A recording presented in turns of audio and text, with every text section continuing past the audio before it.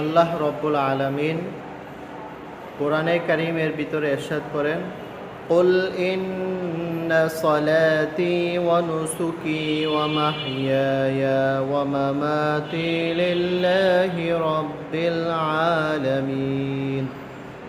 হে মুহাম্মদুর রাসূলুল্লাহ সাল্লাল্লাহু আলাইহি ওয়াসাল্লাম, আপনি সকলকে জানিয়ে দিন, আমার সালাত, আমার কোরবানি, আমার হায়াত, আমার মওত এবং দুনিয়ার জিন্দেগিতে আমার যত কাজকর্ম রয়েছে সব কিছু আল্লাহ তাআলার সন্তুষ্টির জন্য, আল্লাহ তাআলার জন্যই হতে হবে। এখানে অন্য কারোর জন্য যদি হয় তাহলে সেটা হয়ে যাবে শিরিক, ইবাদতের ক্ষেত্রে শিরিক। আল্লাহ তাআলা আমাদেরকে সকল ধরনের শিরিক মুক্ত থেকে ইবাদত করার তৌফিক দান করুন। আর যেহেতু কোরবানি আগামীকাল ইনশাআল্লাহ আল্লাহ তাআলার জন্যই আমরা কোরবানি করব, আমরা নিয়তকে একনিষ্ঠভাবে আল্লাহর জন্যই করব।